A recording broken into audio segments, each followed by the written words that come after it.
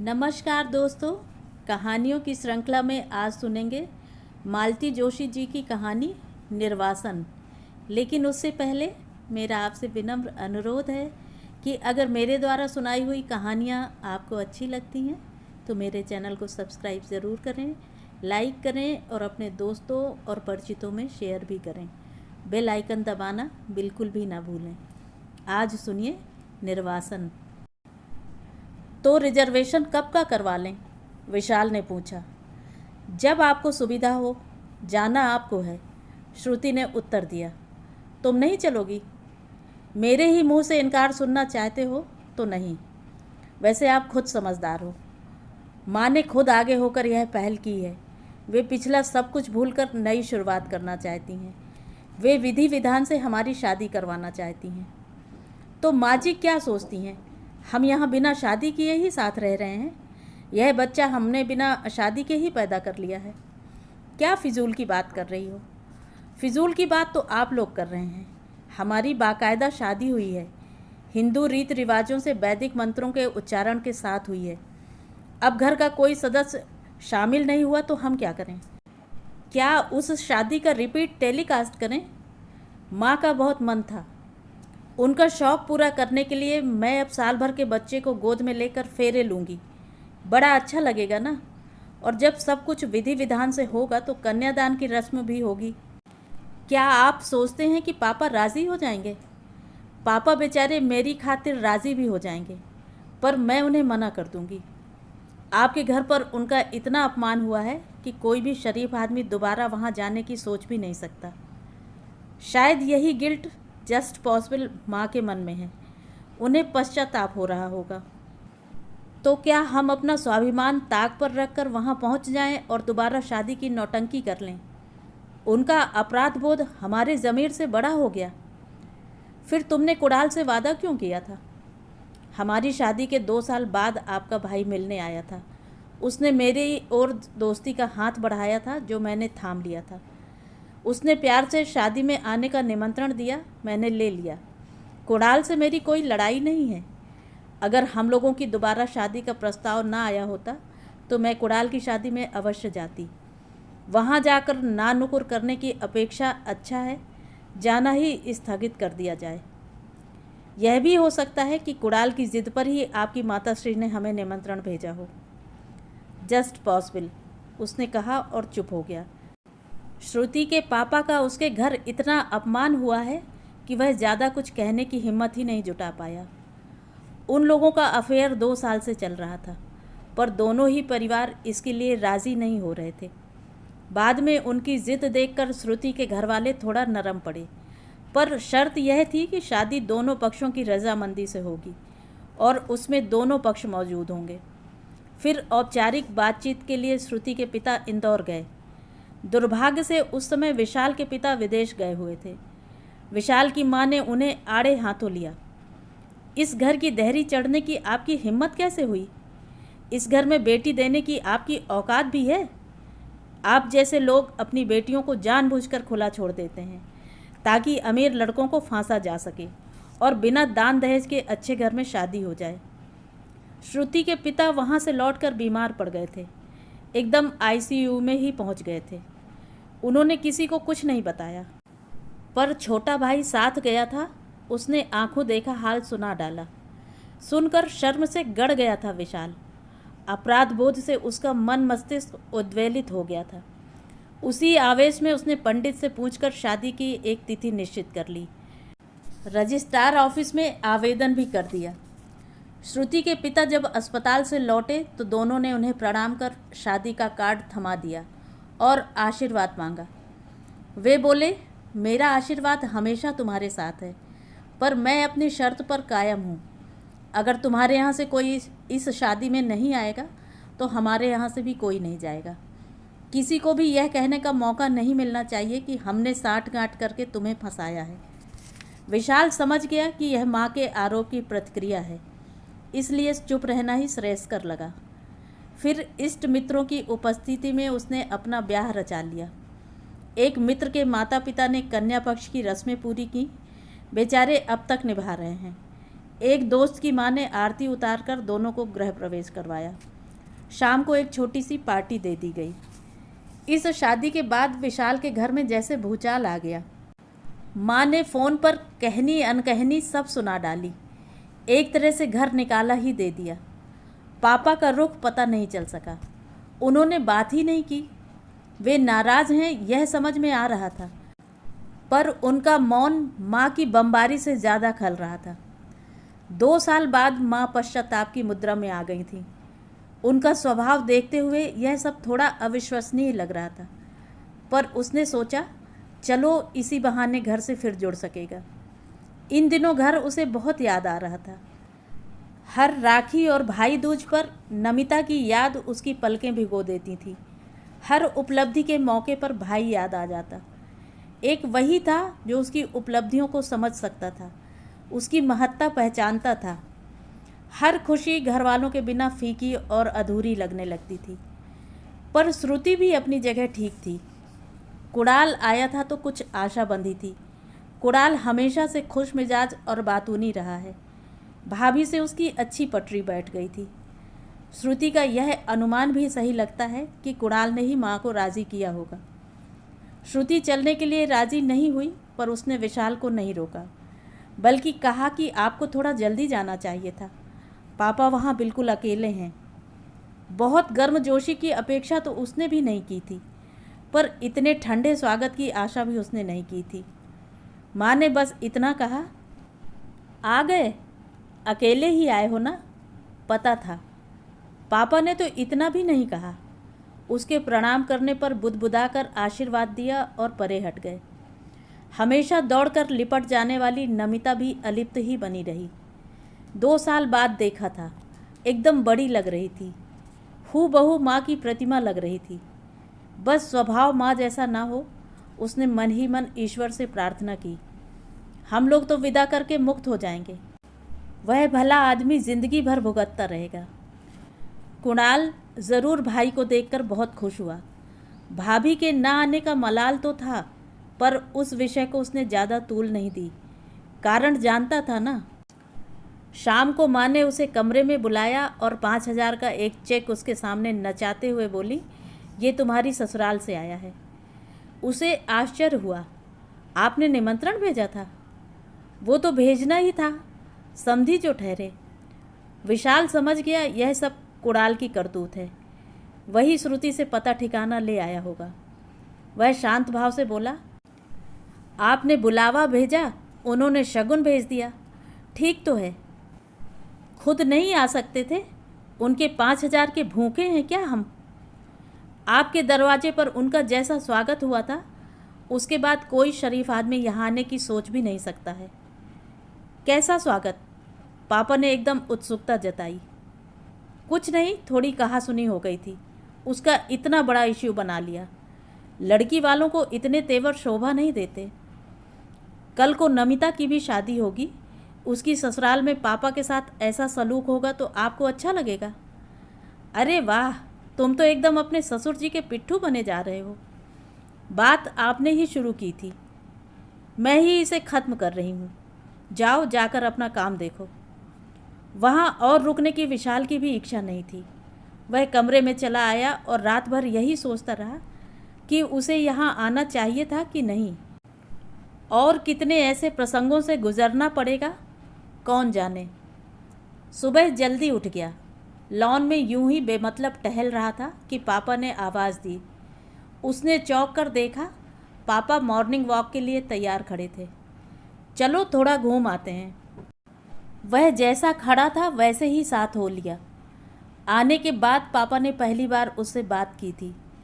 उसे मालूम था कि इस मॉर्निंग वॉक में सैर के अलावा और भी कुछ निहित है।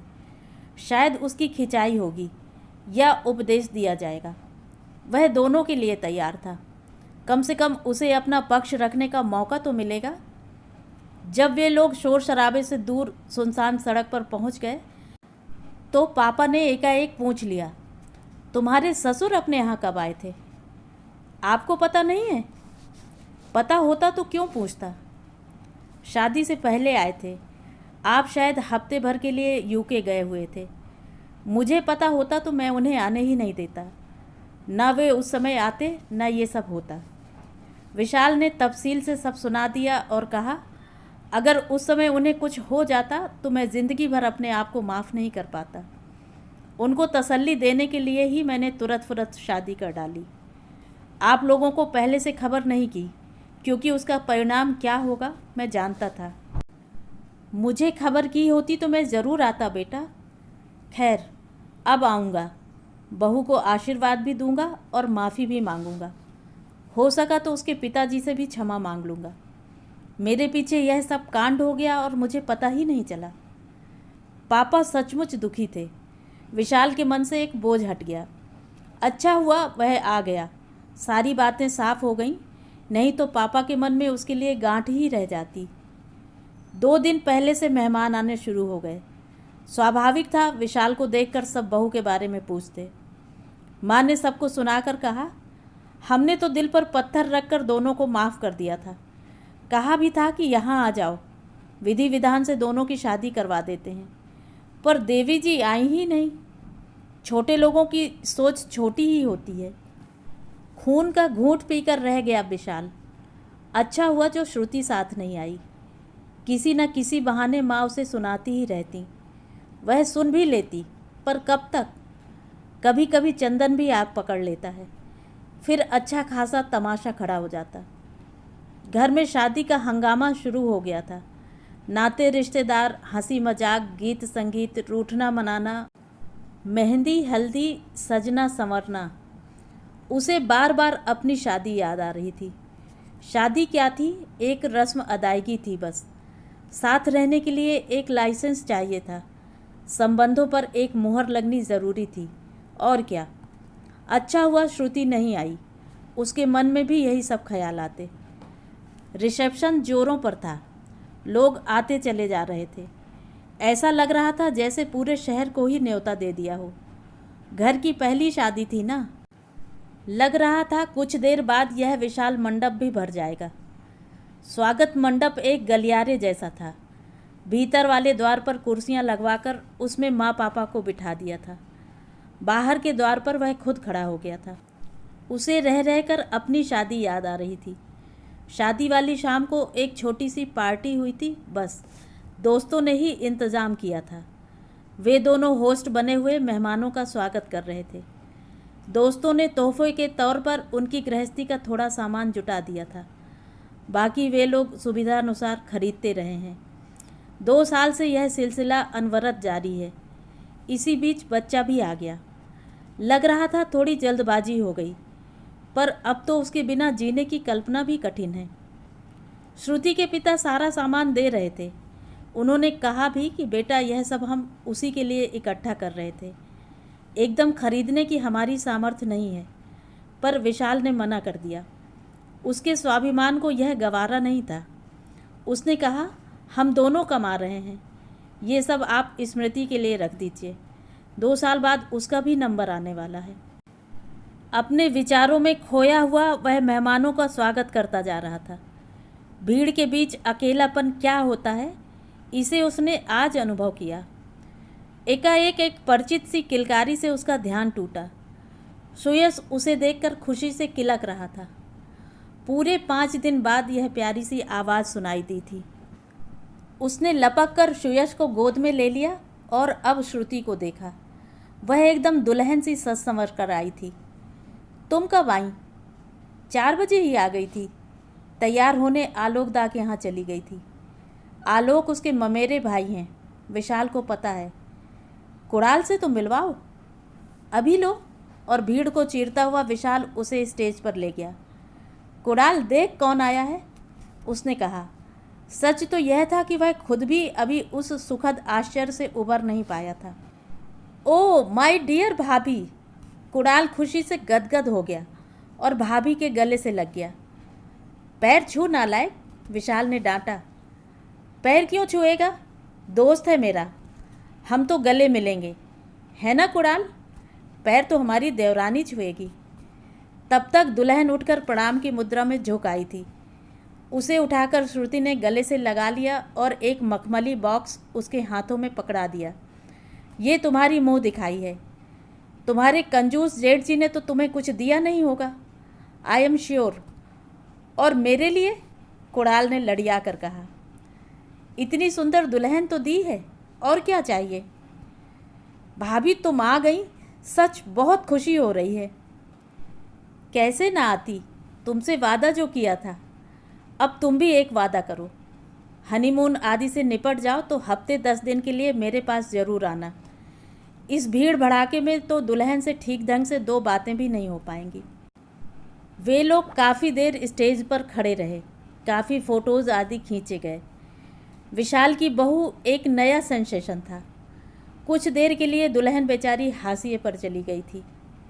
चलो अब माँ पापा के पास चलते हैं। विशाल दोनों को लेकर नीचे उतरा और स्वागत द्वार के पास ले आया। पापा, ये श्रुति। विशाल ने प्रणाम करती श्रुति का परिचय करवाया। अरे वाह, तुम कब आई बेटा। बस अभी अभी आई हूँ, माँ को प्रणाम करती श्रुति ने कहा। तुम आ गई बेटा, बहुत अच्छा किया। कुणाल बहुत याद कर रहा था, पापा ने कहा। फिर सुयश को गोद में लेकर खूब प्यार किया। बहू की गोद में वारिश देते हुए एक 2000 का नोट नन्हे नन्हे हाथों में पकड़ा दिया। पापा जी ये क्या कर रहे हैं। पहली बार देखा है बेटा, क्या खाली हाथ देखूंगा। फिर अपने गले से मोटी सी चेन उतारते हुए बोले, और ये तुम्हारी मुँह दिखाई है, अपनी पसंद की बनवा लेना। विशाल ने कनखियों से माँ की ओर देखा, वहाँ नाराज़गी साफ झलक रही थी। उसने वहाँ ज़्यादा रुकना ठीक नहीं समझा, उसे लेकर बाहर आ गया। तब तक माँ पापा पर बधाइयों की झड़ी लग गई थी। इतनी सुंदर सुंदर बहुएं आप कहाँ से ले आते हैं शुक्ला जी। श्रुति सचमुच बहुत सुंदर लग रही थी। हजारों का लहंगा और लाखों के गहने पहनकर नई दुल्हन स्टेज पर चमक रही थी, तो श्रुति आत्मविश्वास के तेज और स्वाभिमान की आभा से दमक रही थी।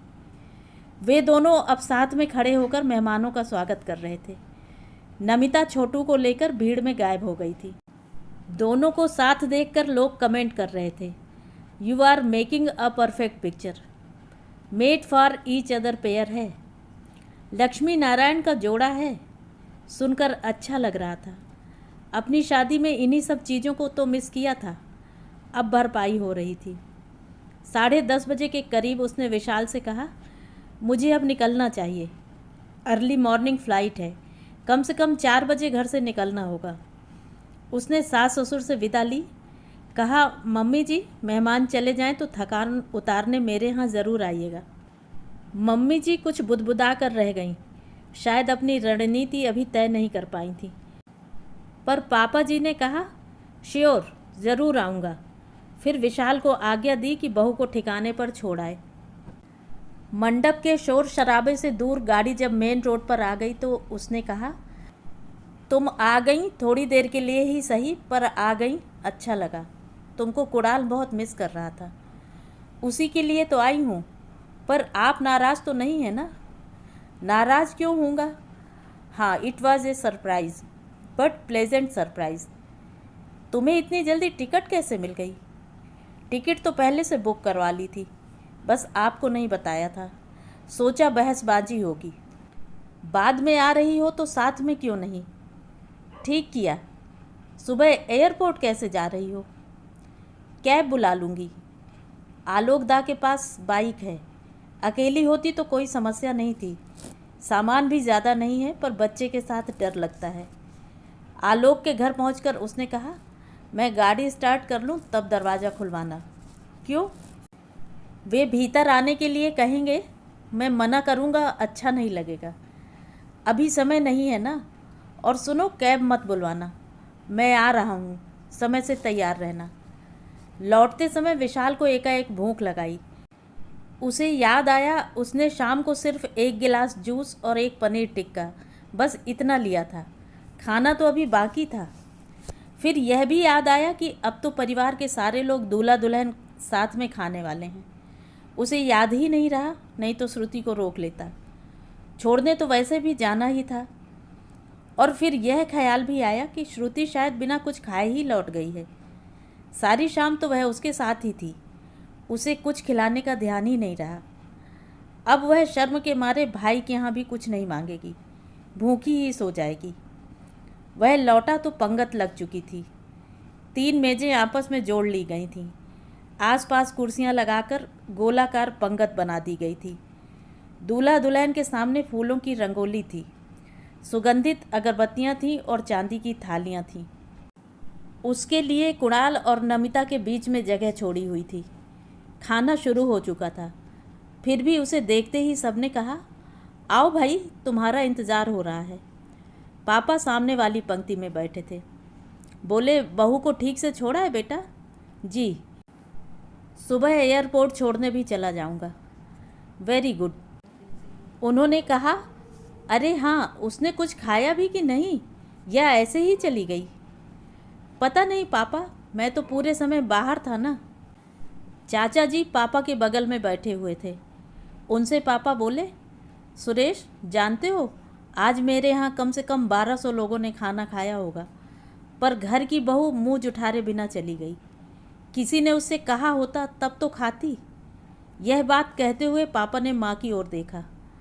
उनका निवाला हाथ ही में रह गया। फिर उन्हें एहसास हुआ कि सबकी निगाहें उनके ऊपर ही टिक गई हैं। वे एकदम असहज हो उठीं। तुनक कर बोली, बिना बुलाए आई थी तो बिना कहे खा भी लेती, किसने रोका था? वह बिना बुलाए नहीं आई थी। कुणाल एकदम गरज उठा। मैं उन्हें निमंत्रण देकर आया था, कसम देकर आया था मैं, और सिर्फ मेरी बात रखने के लिए वे इतने छोटे बच्चे के साथ हवाई जहाज़ का टिकट निकाल कर आई थी। तो मैं क्या करूं? माँ चीखीं।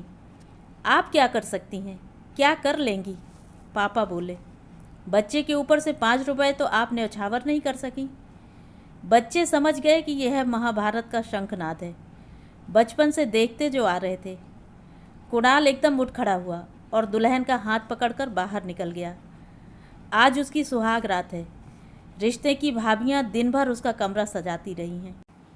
अब ऐसे मूड में बेचारा खाक सुहाग रात मनाएगा। कुणाल के उठते ही बाकी लोग भी धीरे धीरे उठकर जाने लगे। खाई अधखाई प्लेटें मेज पर मुँह चिढ़ाती पड़ी रह गईं। माँ ने एकदम चंडिका का रूप धारण कर लिया। दोनों हाथ नचाकर पापा से बोली, हो गई तसल्ली? कलेजे में ठंडक पड़ गई? ये सीन करना ज़रूरी था? इतनी शानदार शादी की थी मैंने। आपकी 7 पुश्तों में से किसी ने ऐसी शादी नहीं देखी होगी, पर सब कचरा हो गया। अब इन लोगों को शादी की शान और शौकत याद नहीं रहेगी, सिर्फ यह तमाशा याद रहेगा। घर जाने के बाद ये लोग चटकारे ले लेकर इस किस्से की जुगाली करेंगे। रिश्ते की हर शादी में यह कहानी नमक मिर्च लगाकर सुनाई जाएगी। ये किस जन्म का बदला लिया है आपने, बताइए? और माँ फूट फूट कर रो पड़ी। विशाल स्तब्ध होकर यह नज़ारा देखता रहा। पापा कब उठकर चले गए पता ही नहीं चला। अब उस लंबी चौड़ी मेज पर जूठी प्लेटें पड़ी थीं और आसपास खाली कुर्सियाँ। एक सिरे पर विशाल बैठा हुआ था, दूसरे पर दोनों हाथों में सिर दिए माँ सिसक रही थी। मैरिज गार्डन का स्टाफ एक कोने में खड़ा होकर उन लोगों के उठने की प्रतीक्षा कर रहा था। अपनी दबंग और रौबीली माँ को यूं बिलखते देख विशाल का मन कैसा तो हो आया। वह धीरे से उठकर उनके पास गया, उनके कंधे पर हाथ रखकर बोला, माँ, आप बहुत थक गई हैं, चलिए कमरे में चलकर आराम कीजिए, मैं किसी के हाथ आपके लिए कॉफ़ी भिजवाता हूँ। उसकी बात पूरी भी न हो पाई थी कि माँ ने पलटकर उसकी ओर देखा। उनकी आंसू भरी आंखों से चिंगारियाँ फूट रही थीं। नागिन की तरह फुफकार कर बोली, मेरी खुशियों को नज़र लगाकर चली गई महारानी, इसीलिए तो आई थी। विशाल एकदम सहम गया। माँ के कंधे पर रखा हाथ उसने ऐसे हटा लिया जैसे करंट लगा हो। उसके मन में उफनता संवेदना का ज्वार एकदम थम गया था। उसकी जगह वितृष्णा ने ले ली थी। वह एकदम पलटकर चल दिया। यह अच्छा था कि इस विशाल मैरिज गार्डन में सबके लिए अलग कमरों की व्यवस्था थी। किसी से सामना होने का खतरा नहीं था। कमरे में आकर उसने दरवाज़ा बंद कर लिया, अपना सामान समेटकर बैग में जमा लिया, मोबाइल में अलार्म लगाकर लेट गया। सोच लिया कि सुबह एयरपोर्ट जाने के लिए कैब ही बुक कर लेगा। महंगा ही सही, अगर टिकट मिल गया तो श्रुति के साथ ही लौट जाएगा। घर एक बार फिर छूट रहा था, इस बार शायद हमेशा के लिए। तो ये थी कहानी। कहानी आपको कैसी लगी कमेंट करके ज़रूर बताएं।